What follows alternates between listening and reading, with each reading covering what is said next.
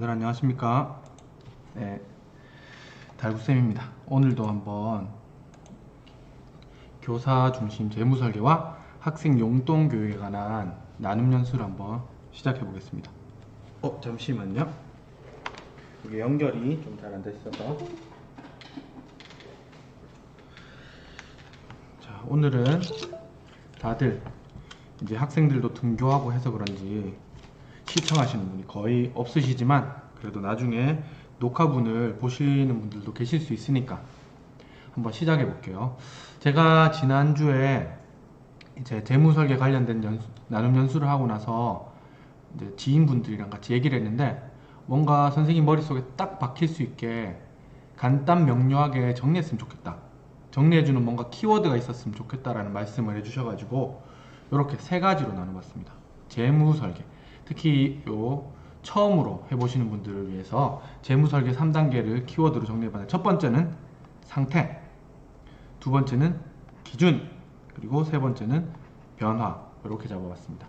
상태, 기준, 변화, 상기변 아무튼 이렇게 나눠봤는데 상태는 우리가 지난 시간에도 배웠던 것처럼 그 수입과 지출, 본인의 수입과 지출을 제대로 파악하는 것, 자기가 통제권을 갖기 위한 첫 번째 단계겠죠. 요게 바로 상태라고 제가 명명해 봤고, 그 다음에 기준은 삶의 가치라든지 여기 삶의 가치 이후에 다양한 영역별로 재무 목표를 한번 세워왔죠. 요 재무 목표를 재무 정리 정돈을 위한 기준이라고 저는 명명해 봤습니다. 그리고 마지막 오늘 여러분들이랑 할 것들이 바로 3단계 변화예요. 결국 우리가 이제 본인이 지금까지 했던 수익과 지출 요 파악을 바탕으로 요 기준에 따라서 한번 이거를 새로 정리해서 새로운 수익과 지출로 변화시키는 거겠죠. 본인이 이때까지 썼던 것들을 쭉 한번 나열해보고 그 중에서 조금 바꿔봤으면 좋겠다 싶은 것들이 있으면 이렇게 기록해가지고 바꾸고 이후에 그걸 다시 적용해보고 이 과정이 계속 반복되는 것 같아요. 이렇게 상태, 기준, 변화, 또 그게 상태가 되고 다시 기준에 따라서 또 변화시키고 이게 계속 반복되면 나만의 재무 설계 스타일이 생기지 않을까 라는 생각이 들었습니다. 시작할 때는 거의 아무도 안 계셨는데 벌써 5분이나 계시네요. 자, 그럼 계속 진행해 보겠습니다. 혹시 조금 전에 오신 분들은 나중에 녹화된 부분, 앞부분을 살펴보시면 더 좋을 것 같습니다. 이제 지난 시간에 우리가 봤던 그 부부교사 사례, 제가 이제 이 부부교사 선생님들이랑 같이 재무 설계를 했던 사례들을 한번 보여드리면서 이 상태, 기준, 변화, 이 3단계를 어떻게 하면 될지 한번 보여드리겠습니다. 크게 어렵진 않으니까 한번 가볍게 봐주시면 될 것 같아요. 자, 요게 우리가 지난 시간에 봤던 내용이에요. 고정지출과 변동지출. 이렇게 해서 자, 1단계, 요게 바로 상태입니다. 이분들의 상태는 이러하다. 자동차 정비부터 해서 애완견 지출, 의료비, 식비, 이렇게 쭉 있죠. 해서 208.5만원. 그리고 그 다음에 잡화, 여행, 가족 관련된 친교, 부부 용돈, 기타 해서 131만원 합쳐서 400, 한 40만원 정도 된다. 요 얘기를 했었습니다. 물론 이게 다가 아닐 거예요. 요 상태를 분석하면 이 부분은 제가 그렇게까지는 안 했는데 그 두 번째 보여드릴 사례를 보면 대체로 보면 지출을 적어 달라고 하시면 조금 그냥 자기 본인이 떠오르시는 대로 적어 주시더라고요. 그래서 그 상태가 100% 정확한 상태는 아니에요. 근데 또 하다 보면 그 상태가 조금 더 정확해집니다. 그래서 제 생각에는 이게 약간 원래는 440만원까지 아니더라도 왜 이렇게 안 맞지? 이렇게 생각하실 필요 없이 계속 지금은 요 정도까지 파악 못했고 또 시간이 지나면 맞네, 이거 집어넣으면 되겠네 해서 조금씩 더 세분화되고 더 구체화되고 하면서 본인 재무에 대한 통제권을 가져간다라고 생각하시면 될 것 같아요. 자, 이렇게 해서 상태 파악을 했었습니다. 그리고 나서 이제 두 번째가 기준이죠. 기준 단계에서는 여기 삶의 가치와 재무 목표를 거를 한번 적어보면 좋다고 말씀을 드렸죠. 그렇게 해서 이분들 같은 경우에는 많이 적어주셨는데 거기서 키워드만 뽑아봤습니다. 이분들 같은 경우에 2년 안에 주택조합의 중도금을 완납하셔야 된다 라는 조건이 있었고, 여기 1억 원이 남아 있었어요. 그리고 공무원 연금 외에 노후자금이 좀 필요할 것 같다, 공무원 연금 잘 못 믿겠다 라는 게 있었고, 그리고 이분들은 앞으로 편안한 삶을 영위하고 싶다 라는 꿈을 가지고 계셨고, 그리고 10년 이내에는 여기 아파트 들어가긴 하지만 몇 년 안에 궁극적으로는 본인의 땅을 사서 본인의 주택을 짓고 싶은 꿈을 가지고 계셨어요. 근데 요거 말고 제가 빨간색으로 이렇게 적어놨습니다. 부모님과의 경제적 분리에 대해서, 요거에 대한 욕구가 강했는데, 이거를 제가 특별히 빨간색으로 한 이유는, 이게 우리가 적다 보면 기준이 되게 많아요. 근데 이거를 한꺼번에 다 거기에 맞춰가지고 나의 지출을 변화시킬 수가 없습니다. 재무설계를 이 모든 기준을 맞출 수 없어요. 이 중에서 우선순위를 정해야 된다고 생각하는데, 그 우선순위는 또 이게 본인이 하나씩 파헤쳐보고 본인의 마음도 들여다보고 해야지 진짜 우선순위가 정해지는 것 같아요. 이분들 같은 경우는 이 중에서 제일 원하는 게 무엇이세요가 아니고, 저랑 같이 얘기를 하면서부터 결국 이게 정리가 돼야지 나머지 것들도 조금 이제 이게 일단 정리가 돼야지 나머지 것들도 목표에 맞춰가지고 제대로 계획을 세워서 할 수 있겠구나 라는 생각이 들어서 요거를 우선순위 1번으로 정해놨습니다. 그래서 제가 요거 빨간색으로 표시해놨어요. 그래서 제일 첫 번째 재무설계, 재무정리정돈에서는 부모님과의 경제적 분리를 제일 우선 목표로 해서 거기에 따라서 변화를 한번 시켜보려고 노력했습니다. 그러면 한번 그 3단계 세 번째 단계를 한번 보겠습니다. 아까 말씀드린 것처럼 세 번째 단계는 3단계는 3 변화입니다. 변화. 자, 변화된 모습을 한번 보여드릴게요. 우선은 여기 보시는 것처럼 빨간색으로 제가 표시해놨죠.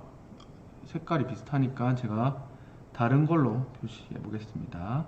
자, 여기 보시는 것처럼 지출 항목에다가 이 항목을 더 넣었어요. 부모님 대출금 상환 80만원. 부모님 대신해서 80만원을 다달이 넣는다는 뜻이 아니고, 다달이 넣고 있어요. 왜냐하면 부모님이 사업을 하시는데, 이게 아무래도 사업자에 대한 은행권의 대출 금리보다는 공무원, 선생님들한테 대출을 해주는 게 금리가 확실히 더 싸요.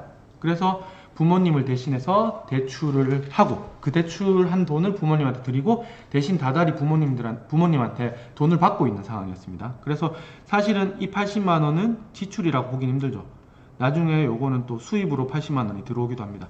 수입에도 적어놓지만 지출에도 일단 적어놨어요. 왜냐하면 제대로 현상을 파악하는 게 중요하다고 생각해서 일단은 최대한 많이 적는 걸로 갔습니다. 그렇게 하고 나서 여기는 안 적었지만 이렇게 정리하고 나서 제일 첫 번째 우선순위가 부모님과의 경제적 독립이었기 때문에,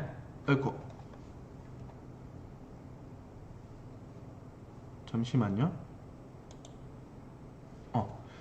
부모님과의 경제적 독립이었기 때문에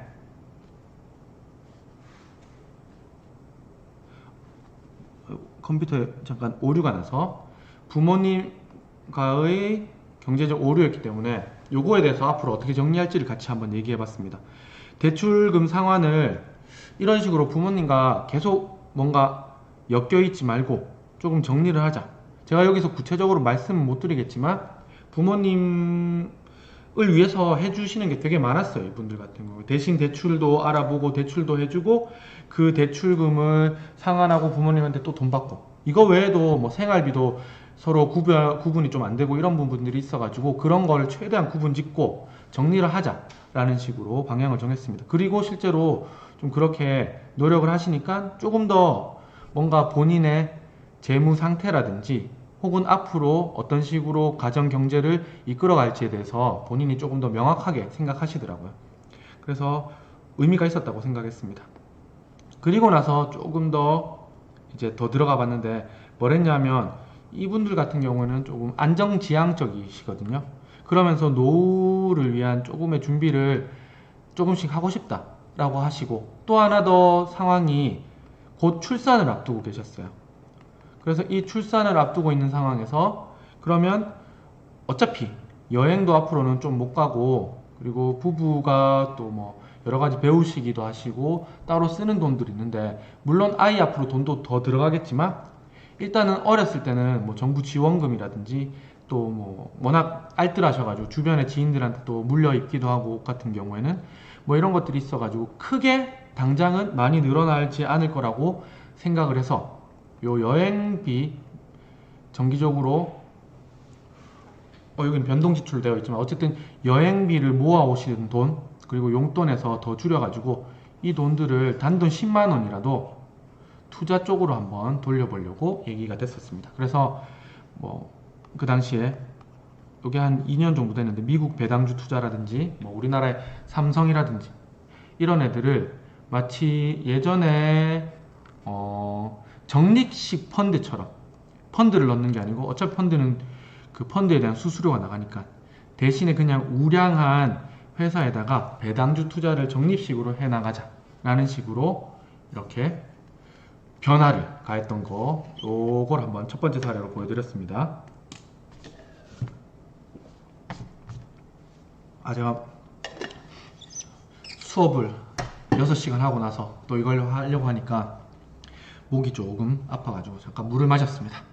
자, 그럼 두 번째 사례로 한번 가보겠습니다. 여러분 들으시다가 그냥 듣기만 하셔도 괜찮고, 물론 들으시다가 뭐 궁금하시거나 혹은 제가 좀 오류가 있거나 아니면 의견이 있거나 생각이 있거나 뭐든 다 괜찮습니다. 채팅방으로 적어주시면 제가 그때그때 한 번씩 채팅방을 보면서 거기에 대해서 답변을 또 해나갈 수 있도록 할게요. 자, 그럼 두 번째 사례 한번 보여드릴게요. 두 번째 사례는 미혼 여교사 선생님이셨는데, 이분이 아무튼 보겠습니다. 자, 첫 번째 제가 무슨 단계라고 했죠? 첫 번째 단계는 그렇죠, 상태, 본인의 상태 파악. 그래서 이런 식으로 상태를 파악을 했습니다. 지난 시간에 보여드렸죠? 핸드폰, 인터넷 뭐 이렇게 돈 있고, 관리비, 가스비 있고 생활비 있고, 상주, 저축용 보험, 주택 청약, 그리고 쇼핑 기록가. 보시면 아시겠지만 굉장히 알뜰하세요. 그렇지만 여기 눈에 띄는 게 있죠. 저축용 보험이라는 게 있었어요. 그래서 요거에 대한 고민이 많으셨다는 거 기억나시죠? 자, 그럼 두 번째 단계, 기준 단계로 넘어가 보겠습니다. 자, 잠깐 커서가 여기 있습니다. 두 번째 단계는 기준이었는데, 재무 상담 결과 이와 같은 재무 목표들을 가지고 있다는 걸 알게 되었어요. 일단 삶의 가치는 좀 안정적인 삶, 여유로운 삶, 평화 추구하시는 그런 성향을 가지고 계셨고, 그리고 조금 더 구체적인 재무 목표는 5년 후에 내 집 마련을 하고 싶다. 한 3억짜리 집, 한 30평 정도, 20평 후반, 30평 초반 정도. 이거 듣고는 많은 분들이 이렇게 생각하실 것 같아요. 왜 이렇게 싸? 라고 생각하실 수도 있지만, 이분은 중소도시라서 수도권에 사시는 분들이나 혹은 서울 지역에 사시는 분들은 조금 너무 집이 싼 거 아니야? 라고 생각하실 수도 있을 것 같습니다. 아무튼 3억짜리 집을 5년 안에 마련하고 싶다. 그리고 그 사이에는 1년에 2,500만 원씩 돈을 모으고 싶다. 그러면 평균적으로 따지면 월 200만 원이죠. 어때? 2,500만 원이라고 얘기하면 좀 많은 것 같지는 않지만 월 200만 원 이상이라고 생각하면 꽤 많은 돈이죠. 실제로 월 200만 원 모아보신 분들은 알겠지만 굉장히 어렵습니다. 그리고 아주 장기적인 재무 목표에 이런 게 있었어요. 되게 멋있는 힙한 교육장 만들기. 뭔가 젊은 교사들과 교대생을 위한 어떤 문화 컴플렉스? 문화 샬롬 같은 걸 만들고 싶어 하셨습니다. 자, 이번에는 빨간색으로 표시한 부분을 보겠습니다. 이분 같은 경우는 우선 첫 번째, 갑작스런 재무적 손실에 대한 대비가 많이 부족해서 요거에 대해서 준비를 하고 싶어 하셨어요. 아무래도 요거 같은 경우에는 현금성 자산이 확보되어야 되겠죠. 이거는 기업도 마찬가지예요. 기업 같은 경우에도 아무리 잘 나가는 기업도 한번 현금줄이 막혀버리면 이게 순환이 어느 순간에 끊겨버리면서 뭐 흑자 도산을 하거나 이런 상황들이 있죠. 마찬가지로 선생님 본인이 아프시거나 혹은 부모님이 아프셔가지고 갑자기 당장 몇백만 원, 몇천만 원을 돈을 써야 되는 상황이 있으면 뭐 갑자기 적금을 깨야 될 수도 있고 혹은 저축성 보험을 갑자기 해지해야 되는 상황도 있을 수가 있어요. 그러면 그 순간에 이런 돈들을 써버리면 원래 생각했던 계획했던 이자까지 다 합친 그 돈보다 훨씬 많이는 아니지만 그래도 가치가 확 떨어지죠. 그렇기 때문에 갑작스런 재무적 손실을 대비해서 완벽하게 뭐 몇천만 원씩 준비하는 건 아니지만 그래도 몇백만 원은 준비해보자 라고 얘기가 됐습니다. 그 다음에 아까도 보셨지만 보험이랑 투자에 대해서 불만족스러운 부분이 좀 있으셔가지고 요거에 대해서도 조금 변화를 가져가고 싶다라고 하셨어요. 그래서 요 빨갛게 표시한 이 두 가지의 우선순위를 두고 한번 재무 정리정돈을 해봤습니다. 그래서 3단계 이런 식으로 변화를 했는데 우선 처음에는 이분 같은 경우에는 이 고정지출과 변동지출에 잡히지 않은 것들이 좀 있었어요. 하다 보니까. 그래서 그런 것들도 일단 다 넣기로 했습니다. 최대한 다 넣는 게 좋아요. 헷갈리면 무조건 넣어야 됩니다. 뭐 정 안 되면 이렇게 뭐 이거는 연 1회 혹은 연 2회 이런 식으로 표시하더라도 나중에 되면 이런 거 지출도 연 단위 지출이 따로 있고 월 단위 지출이 또 따로 이렇게 정리하실 수 있거든요. 조금씩 자기 이런 거에 적응되시면 아무튼 일단 무조건 적어야 된다고 생각합니다. 그래서 이분 같은 경우에는 몇 가지 항목들이 더 생겼는데 일단 대학원을 다니고 계세요. 대학원 같은 경우는 꽤 돈이 들어가죠. 그래서 월 평균 한 35만원씩 더 들어간다 집어넣었고 부모님 용돈 및 현금 확보 요게 이제 갑작스러운 재무적 손실에 대한 대비. 그래서 요거는 계속 정기적으로 가져갈 건 아니고 계속 꾸준히 넣어서 한 1년 혹은 2년 정도 넣어서 한 400에서 500만원까지는 언제든지 현금화 시킬 수 있는 곳에다가 모아두자 라고 해서 요 지출 항목을 집어넣었습니다.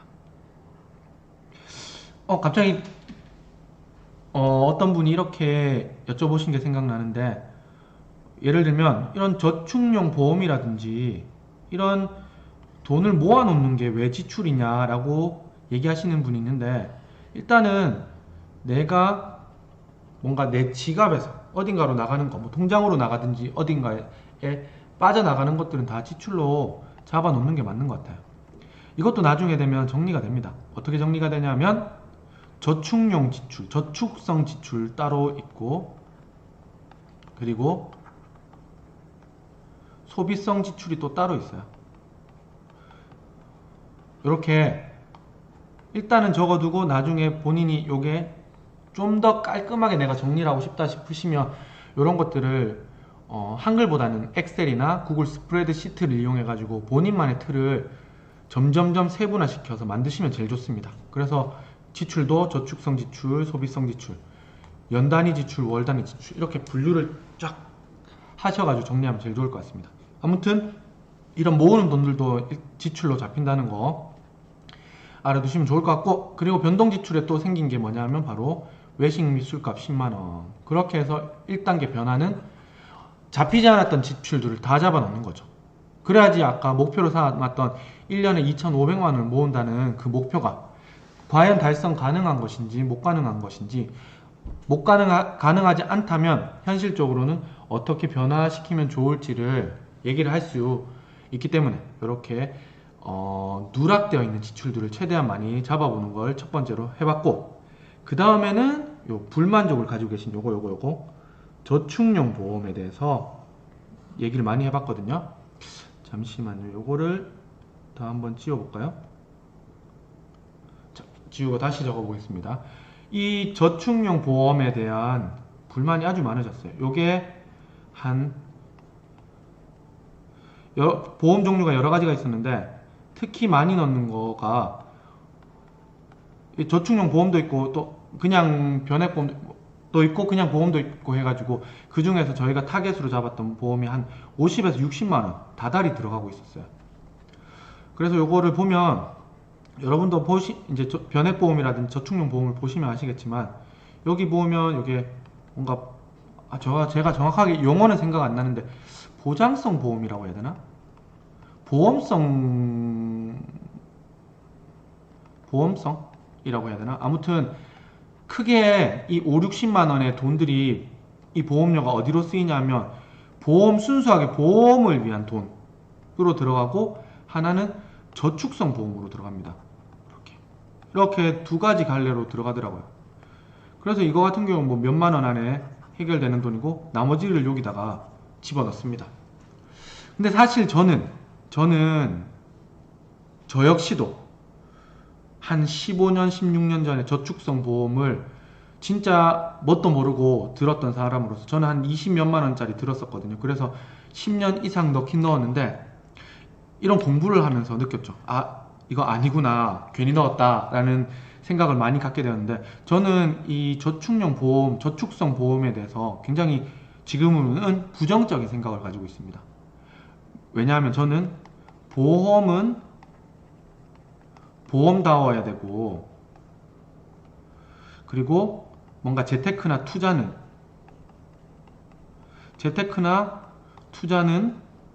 마찬가지로 이 재테크나 투자다워야 된다 라고 생각이 들더라고요. 공부를 하면 할수록.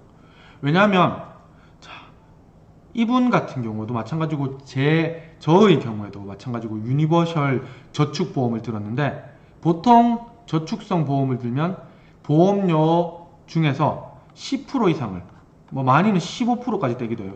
10% 이상을 무조건 사업비로 떼갑니다. 10% 이상 무조건 사업비로 일단 떼가요.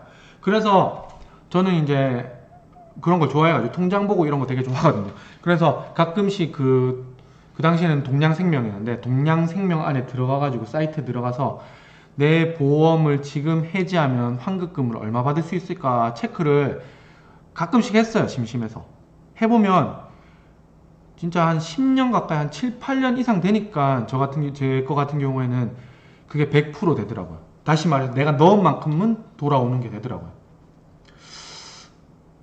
뭐 이것도 있고 또 어떤 분은 이렇게 말씀하시기도 하죠. 보험사에서 얘기하는 것처럼 아니 당연히 보험의 용도도 되니까 그렇게 사업비를 많이 떼는 것이 아닙니까? 라고 얘기하면서 이거는 보험도 되고 저축도 되는 한 번에 두 마리 토끼를 다 잡는 겁니다 라고 얘기하지만 차라리 이게 나중에 저도 그렇게까지 보험 공부를 열심히 이제 많이 한 사람은 아니라서 뭐라고 이렇게 사례들을 말씀드리긴 힘들겠지만 차라리 무배당의 보장성 보험, 요 비슷한 조건의 보장성 보험 하나를 들고 뭐 몇만 원짜리, 그리고 차라리 뭐 저축을 한다든지 아니면 공제에 넣는다든지 혹은 연금 저축을 한다든지 요 다른 것들을 넣는 게 나중에 계산해 보시면 아시겠지만 더 수익률 면에서 좋다고 생각합니다. 차라리 이렇게 하는 게. 그래서 보험은 보험다워야 된다. 그리고 재테크 투자는 재테크 투자다워야 된다. 라는 말씀을 그분한테 드렸고, 근데 이제 조건이 사람마다 특수한 조건들이 있으니까 이분 같은 경우에는 이미 8년 정도를 넣으셨더라고요. 그래서 앞으로 2년만 더 넣으면 되는 상황이었습니다. 그래서 저희는 어떻게 얘기를 했냐면 그러면 이미 거의 다 넣으셨기 때문에 조만간에 이미 원금 정도는 회복 하셨고, 그리고 10년의 혜택이 또 있으니까 10년의 혜택이 저축성 보험 같은 경우에는 이자 소득세가 없습니다. 10년 이상 넣게 되면 우리는 다달이가 아니고 어떤 저축이든 저축을 해서 이자를 받으면 16.5%를 떼잖아요. 근데 저축성 보험에는 10년 동안 유지를 하면 없어요. 그런 게. 그래서 어떻게 얘기를 했냐면 2년 동안에는 혹시나 요거 보험료를 좀 줄일 수 있으면 줄여가지고 2년 동안 더 넣어보자. 물론 이 보험마다 특성이 달라가지고 상담 한번 해봐야 됩니다. 보험사랑. 그러고 나서 10년이 되면 보험료를 글씨가 왜 이렇게 안 써지지? 그렇게 되면 보험료를 확 줄여버리자. 이게 어쩔 수 없이 이 보험 유지를 위해서 최저 보험 보험료 같은 게 있어요.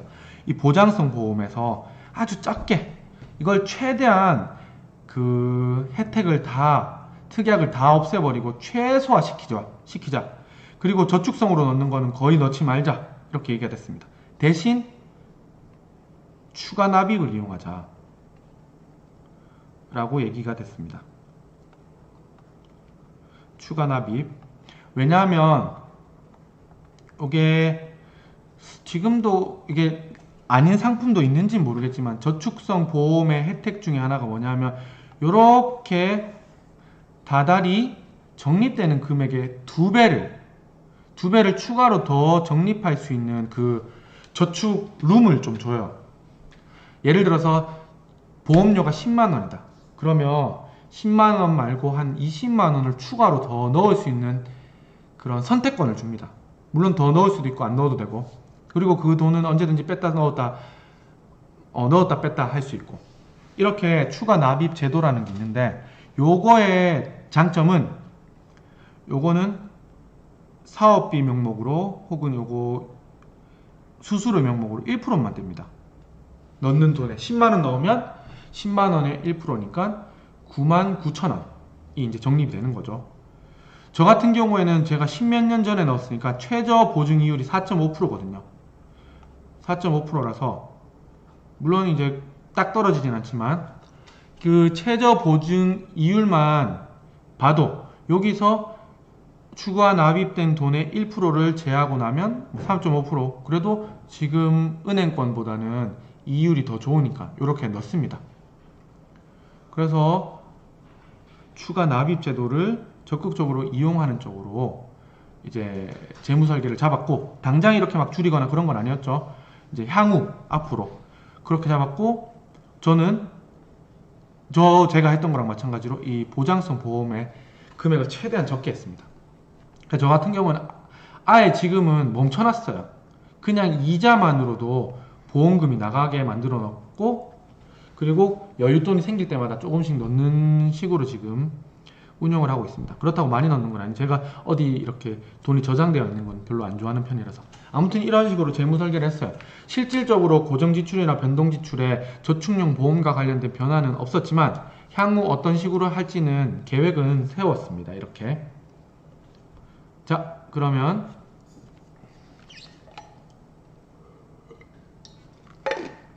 네, 또 물 한 잔을 마셨습니다. 그러면 이제 요 3단계 다 봤죠? 자, 이렇게 상태 기준 변화를 통해 가지고 두 가지 사례를 살펴봤는데, 요거를 한번 제가 정리를 또 해봤어요. 또 우리는 교사다 보니까 이렇게 배운 게 도둑질이라고 한번 팁을 정리를 해봤습니다. 자, 이렇게 하면 좋지 않을까 싶어서. 첫 번째, 자, 최대한 아까도 말씀드린 것처럼 최대한 숨은 수입과 지출을 다 적어보자. 물론 우리가 고정지출과 변동지출에서 지금은 지출만 가지고 적었지만 여러분들 직접 수입과 관련된 표도 한번 만들어 보세요. 제가 카페에도 올려놨으니까 조금 이따가 또 보여드릴 건데, 요 수입과 관련된 표도 한번 만들어 보셔야지 더 잘 재무 정리정돈, 재무 설계를 하실 수 있을 것 같습니다. 그리고 두 번째는 기준에서 그 모든 재무 목표를 한꺼번에 달성할 수 없죠. 그 중에서 본인에게 제일 시급하고 먼저 해야 될 우선순위를 정해놓는 게 좋을 것 같습니다. 이런 식으로 해서, 여기는 분석인데 제가 이름을 오늘 바꿨어요. 분석 너무 딱딱해서 상태로 바꿨습니다.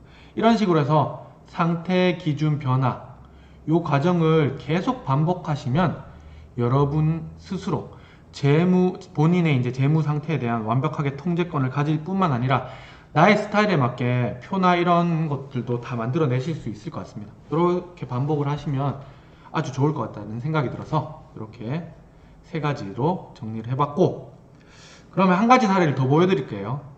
이 사례는 뭐냐면 제가 생각하는 우수 사례입니다. 우수 사례. 제가 이번에 이제 연구회 회원들한테 얼마 전에 그 오픈 채팅방으로 혹시나 저와 함께 재무 설계라기보다는 같이 지출과 수입 뭐 이렇게 보면서 얘기하는 거죠. 제 의견은 이래요. 뭐 이렇게 의견을 주고받는 그거를 해보실 분 해가지고 한 10분 정도 저한테 한번 보내주셔 봤는데 그 중에서 이분은 좀 오랫동안 본인의 재무 설계를 하셨고 본인만의 스타일을 좀 잡으셨다 해서 이분을 우수 사례로 조금 보여드리면 좋지 않을까 싶은 걸 한번 여러분들한테 보여드리려고 합니다. 이분 같은 경우는 일단 처음 보시면 딱 아시겠지만 일단 지출을 고정이랑 필수랑 뭐 거의 비슷하다고 보시면 되는데 일단 지출 자체를 연간이랑 월별 지출로 바꾸셨어요. 이렇게 이게 눈에 띄죠. 이렇게 충분히 만들 수 있습니다. 요 틀을 활용해도 되고 솔직히 인터넷상에 보면 정말 많은 양식이 있어요. 양식이 중요한 건 아니고 본인의 스타일에 맞게 잘 바꾸시는 게 좋은데 저는 이렇게 생각합니다. 저는 처음부터 너무 어렵게 갈 필요 없다. 그냥 고정지출, 변동지출 여기서부터 출발해서 하나씩 쌓아간다고 생각하시면 좋을 것 같아요. 아무튼 이렇게 해서 이분은 이렇게 뭐 자동차세, 자동차 보험 연간으로 따지니까 이렇게 많이 나오죠. 대학교 등록금, 대학원 그리고 여행 비용도 이렇게 해서 1년에 한 이만큼 쓴다. 그리고 월별 지출도 월별 보험 그리고 핸드폰 요금도 이렇게 환급까지 받으시고 여기 아마 카드 같은 거겠죠? 카드 혜택 같은 거 같은데 아무튼 그리고 주유비 및 교통비도 매월 이렇게 적어 놓으셨는데 아마 이건 평균으로 잡아 놓으셨지 않을까. 그리고 제 눈에 띄었던 거 요거 아주 좋다고 생각했던 게 뭐냐면 자기 개발을 위해서 이렇게 돈을 항상 쓰세요. 특히 경제 공부, 강의 뭔가 나한테 도움이 될 만한 제가 그래서 우와 이런 거 진짜 좋은데 어떻게 이렇게 하실 생각을 하셨어요? 라고 여쭤보니까 본인이 생각하실 때는 이만큼 돈을 써도 그만큼 가치가 있다 라고 말씀을 하시더라고요. 그래서 저는 이런 말씀을 듣고 배울 게 진짜 많구나. 여기 보시면 아시겠지만 14호봉이십니다. 그러면 뭐 한 5, 6년 차밖에 안 되시죠? 저보다 한 10년 가까이 후배인데 맞나? 10년 넘게 후배고 아무튼 그 많은 후배인데도 불구하고 이런 부분들은 진짜 배워야 되겠다라는 생각이 들었습니다. 그래 배움에 돈을 아끼지 말아야지 라는 생각이 들었고 또 그리고 뭐 은행이자 해서 합계 이렇게 요거 이제 뭐 12로 나눠버리면 뭐 한 60만원에서 70만원이 더해지는 거죠. 이렇게 그 다음에 변동지출도 이렇게 이분 같은 경우는 적어 놓으셨어요. 변동지출 해가지고 식비, 생필품, 이발, 문화생활, 기타 이렇게 해가지고 또 60얼마 이렇게 적어 놓으셨어요. 뭐 여담이긴 하지만 이거 외에도 뭐 재무 목표나 이런 걸 보면 굉장히 꼼꼼하게 적어 주셨는데 제가 그 중에서 또 몇 가지를 한번 여기 제가 따로 정리는 안 했지만 소개를 시켜드리자면 이분은 뭐가 특히 좋았냐면 재무 목표에서 굉장히 구체적으로 적어 주셨어요. 확실히 여러 번 하신 분들은 목표를 세우는 것 자체의 이유가 이 목표를 달성하기 위함도 있지만 이 목표를 바탕으로 정확하고 확실한 전략을 세워서 계획을 세우는 것도 있잖아요. 그래서 이런 재무 정리 정도는 재무 설계를 많이 하신 분들은 확실히 목표를 아주 구체적으로 적으십니다. 예를 들면 뭐 2년 이내 결혼 자금으로 지금 모아놓은 돈에서 더해가지고 뭐 아무튼 2억 정도를 모으겠다. 2억을 더 모으고 싶다. 결혼 자금으로 이런 것도 적어주셨고 특히나 그 2년 안에 자산 분배를 안전자산 50% 그리고 투자용 자산 투자 쪽의 자산을 50%로 잡고 싶다. 그러면서 현재는 20%와 여기 계산이 좀 잘못됐나? 30% 여기는 20대 70으로 해주셔가지고 뭐 이렇게 현금 비중보다 요거는 뺄게요. 요게 헷갈리네. 제가 생각했던 거랑 좀 달라서 아무튼 요런거 자산 배분도 안전자산 50% 투자자산을 50%로 가져가고 싶다.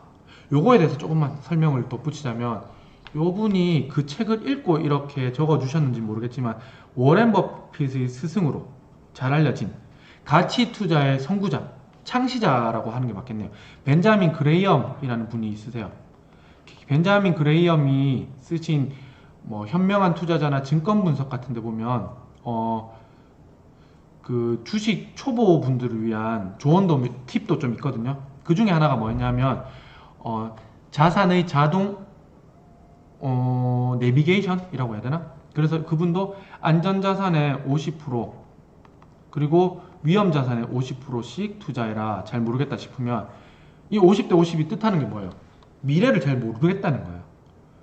지금 주가가 굉장히 많이 오른 듯 하지만 이게 더 오를지 내릴지는 아무도 모르지 않습니까? 그렇기 때문에 50대 50으로 맞춰라. 그러면 향후에 어떤 일이 일어나냐면 요게 안전이고 요게 위험입니다. 이 향후에 어떤 일이 일어나냐면 이게 주식시장이 화랑으로 가서 주식으로 버는 돈이 많아지면 비율상 이게 높아지겠죠. 그럼 40대 60, 뭐 30대 70 이렇게 바뀌어요. 그러면 그때 돼서는 주식으로 돈 많이 벌었네? 앞으로 돈 더 많이 벌겠다. 이렇게 생각하는 게 아니고 세상에 영원한 건 없지. 그래, 주식이 한번 이렇게 쏠렸으면 다음으로는 안전자산으로 가야 할 수도 있어. 라고 해서 대비를 하시는 거죠. 그렇다고 해서 주식을 확 줄이는 건 아니고 50대 50으로 맞추는 겁니다. 요거를 한 달은 너무 좀 짧은 것 같고 한 두세 달에 한 번씩 자기 자산의 포트폴리오를 확인해서 안전자산에서 돈을 좀 많이 벌었다 싶을 때는 위험자산에서 돈을 많이 벌었다 싶을 때는 안전자산으로 돈을 좀 옮기는 거고, 너무 또 시장이 냉랭해져 가지고 채권 가격이 많이 오르거나 안전자산에서 이제 돈이 안전자산으로 쏠리게 되면 반대가 또 될 수도 있죠. 그럴 때는 안전자산에서 돈을 또 주식시장으로 퍼나르기도 하고. 그래서 이 그레이엄은 이런 것들만 조금 잘 지켜도 어느 정도 수익률은 충분히 거둘 수 있고, 무엇보다 중요한 거는 뭐 1, 2년 안에 주식시장에서 몇 억씩 수익률 100%, 200%씩 낼 사람이 아니면 이거를 10년, 20년간 꾸준히 가져가면 복리 효과를 누리면서 자기 자산을 안정적으로 크게 키울 수 있다라고 말씀을 하셨습니다. 그래서 저는 이분 같은 경우는 이런 것까지 자산 포트폴리오 배분까지 신경 쓰시다니 정말 재무 목표 자체도 굉장히 잘 적어 주셨구나 라는 생각이 들었어요. 이런 단기 목표 말고도 뭐 중기 목표에서도 주택을 사고 싶은데 얼마짜리 주택을 사겠다라는 목표가 분명했습니다. 그래서 나중에 여러분들도 이 본인의 재무 정리 정돈을 위한 기준을 정할 때 재무 목표를 조금 구체적으로 적을수록 좋다는 거 좀 명심해 두셨으면 합니다. 이렇게 해서 우수 사례까지 다 끝났고, 제가 요거는 뭐냐면 제가 혹시나 고정 지출과 변동 지출 그 단순화된 것만으로는 조금 뭔가 좀 부족하다라는 느낌을 받으시는 분들을 위해서 제가 뭐 이것저것 나름대로는 너무 복잡하지 않으면서도 어느 정도 조금 정리가 잘 될 수 있게 틀을 한번 만들어 봤어요. 요거 뭐 인터넷 같은 데도 흔히 구할 수 있는 거긴 하지만 카페에도 제가 올려놨습니다. 이렇게 보시면 한눈에 들어오면 제일 좋잖아요. 그래서 한글 파일 하나를 반으로 쪼갰어요. 아까도 말씀드렸지만 이거를 엑셀이나 구글 스프레드시트로 옮기면 제일 좋고, 아무튼 이렇게 수입과 지출 항목으로 한눈에 볼 수 있겠고, 수입 같은 경우에도 월 단위 수입, 월급 같은 거 적을 수 있겠죠. 그리고 연 단위 수입에서는 뭐 명절 보너스라든지 뭐 이런 거, 성과급 같은 거 적을 수 있겠죠. 그렇게 해서 연 단위, 월 단위 이렇게 적을 수 있습니다. 그리고 지출 내용에서는 저축성 지출, 아까 말씀드렸던 것처럼 저축 및 투자. 근데 솔직히 말씀드려서 저축성 지출에서도 헷갈리는 것들이 좀 있긴 있어요. 예를 들면 아까 보여드렸던 저축성 보험, 저축용 보험, 저축성 보험 같은 경우에는 저축성 지출로 봐야 되나? 혹은 이거랑 은행에 1년 단위로 저축하는 거 좀 다른데? 또 혹은 이거랑 CMA에 돈 넣는 것도 다른데? 이렇게 의문을 가질 수 있지만 사실은 전체적인 걸 파악하는 게 먼저기 때문에 일단 여기 집어넣습니다. 그리고 여기에 불만 있는 사람은 더 나가시면 돼요. 유동화가 쉬운 거, 유동성이 큰 저축성 지출이랑 그렇지 않은 저축성 지출 이렇게 해도 되고, 그리고 안전한 지출이랑 그리고 위험한 지출, 뭐 주식 투자 같은 것도 여기 넣을 수 있겠죠. 일단 주식 투자도 여기다가 넣고, 그리고 소비성 지출 보시면 고정 지출, 이건 월 단위입니다. 월마다 들어가는 고정 지출과 변동 지출. 그리고 여기 두 개에서 잡기 애매한 거, 저는 이제 제일 먼저는 평균을 내라고 얘기했지만 그 평균 내기가 좀 그렇다 싶은 거는 연 단위 지출에 이렇게 넣으셔도 됩니다. 아니면 평균 내도 좋다 하는 사람 이거 지워버리시면 되고, 여기다가 뭐 자동차 보험이라든지 뭐 대학교 등록금 같은 거, 대학원 등록금 같은 걸 여기다가 넣으시면 전체적으로 웬만한 수입과 지출들은 다 들어갈 수 있을 것 같아요. 이게 사실은 뭐 복식국이라고 해가지고 왼쪽 오른쪽 딱 맞고 이렇게 하는 게 정확한 회계긴 하지만 우리가 회계를 하려고 하는 건 아니잖아요. 재무 정리 정도는 하려고 하는 거지. 그래서 최대한 전체적인 걸 파악하기 위한 거라서 왼쪽 오른쪽 금액이 딱 맞게 떨어지게 하실 필요는 없습니다. 너무 차이가 나면 왜 차이가 나지? 하고 찾는 건 괜찮지만 완벽하게 뭐 100원, 1000원, 어떤 분들은 진짜 성격이 그렇다고 무조건 이거 딱 맞춰야 된다 라는 분들도 계시지만 뭐 굳이 그럴 필요는 없을 것 같아요. 그래서 요거까지 한번 여러분들한테 소개를 드려봤습니다. 자, 그래서 제가 이제 제일 마지막마다 이 나눔 연수 제일 마지막에는 항상 요걸 넣고 있는데, 여러분 학생들과도 이렇게 한번 해보면 좋지 않을까? 지난 시간에 알려드린 것처럼 자신과 관련된 지출을 다 한번 부모님이랑 같이 부모님이랑 정리해보고, 그리고 나서 얘네들이 분명히 느껴요. 우와, 내 앞에 돈 진짜 많이 들어가네. 왜냐면 애들도 돈을 굉장히 좋아하고 돈이 얼마나 중요한지 알기 때문에. 그러고 나서 그 느낀 점을 한번 적게 하면 생생한 글쓰기도 됩니다. 부모님이 날 위해서 옷을 이렇게, 부모님이 그래 왜 이렇게 힘들게 일하시는지 알 것 같다, 뭐 이렇게 진짜 생생한 글쓰기가 돼요. 그래서 느낀 점 적어보기까지 한번 해보시면 좋을 것 같고, 거기다가 더해서 부모님께 한번 감사의 편지를 적어보면 요걸로 뭔가 이게 배경 지식을 활성화시킨 다음에 편지를 적으면 내용들이 부모님들이 보기엔 좀 어른스러운 내용의 편지가 되겠죠. 부모님, 저를 키워주시는데 이렇게 힘드신지 몰랐습니다. 제가 이번을 계기로 부모님이 저에게 뭐 해가지고 얼마 쓰고 이러는 정말 몰랐습니다. 뭐 이런 식으로 편지를 쓸 수도 있겠죠. 물론 전혀 개념 없는 친구들도 있겠지만 그런 거랑 상관없이 부모님의 편지 쓰기까지 한번 해본다면 조금 의미가 있지 않을까라는 생각이 들었습니다. 자, 그래서 일단 기본적인 재무 정리 정돈에 대한 저의 생각은 이제 2주 동안 말씀을 드렸고, 다음 시간부터는 이제 저희 기본 주제, 가장 중요한 주제, 교사 중심이잖아요. 교사 중심이라는 거에 맞게 제가 몇 가지 금융 상품들을, 선생님들이 많이 가입하시는 금융 상품들을 한번 제 나름대로 분석해 봤습니다. 이걸로 10년 동안 넣으면 수익률이 얼마일 것 같아요. 뭐 이런 식으로 해가지고 조금 제안을 드리려고 한번 공부를 해서 정리를 해봤거든요. 최대한 좀 요때도 많이 들어오셔가지고 보시고, 제가 오류가 있는 것도 있을 것 같아요. 왜냐하면 제가 이게 막 구글 스프레드시트 같은 데다가 막 정리를 하면서 해봤는데 제가 생각하는 거랑 달랐던 게 좀 있어가지고 제가 놓치고 있는 부분도 있을 것 같아서 들어오셔가지고 혹은 이 녹화된 영상을 보시고 나서 댓글로 이런 부분들은 좀 사실가 아닌 것 같다 라고 얘기하시면 제가 또 그거에 대해서 공부를 해서 업데이트된 자료, 정보들을 또 저희 회원분들한테 정리를 해줄 수 있으니까 많은 분들이 조금 서로 소통할 수 있었으면 좋겠습니다. 아무튼 다음 시간부터는 공무원 연금, 교직원 공제, 저축성 보험, 각종 연금 상품들, 그 외 몇 가지가 더 있는데 아무튼 이런 것들에 대해서 제가 공부한 것들을 여러분과 나눠보도록 하겠습니다. 뭐가 먼저 할지는 잘 모르겠어요. 제가 좀 준비를 하면서 한번 순서는 제가 또 생각해 보겠습니다. 이렇게 해서 이상으로 두 번째 저희 나눔 연수가 끝이 났는데, 지금 채팅창을 보니까 다들 업무에 바쁘셔가지고 저도 월요일 날부터 학생들이 오고 있는데 뭐 실시간 쌍방향 수업하면서 온오프를 한꺼번에 하고 있긴 있는데 엄청 바쁘시죠.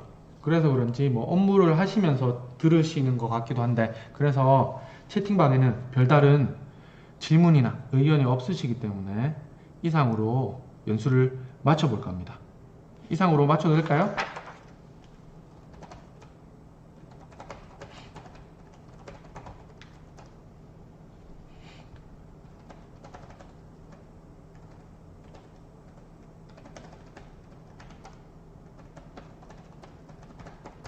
자, 채팅방에 채팅으로 여쭤봐도 별다른 반응이 없으시기 때문에 이상으로 방송을 마치겠습니다.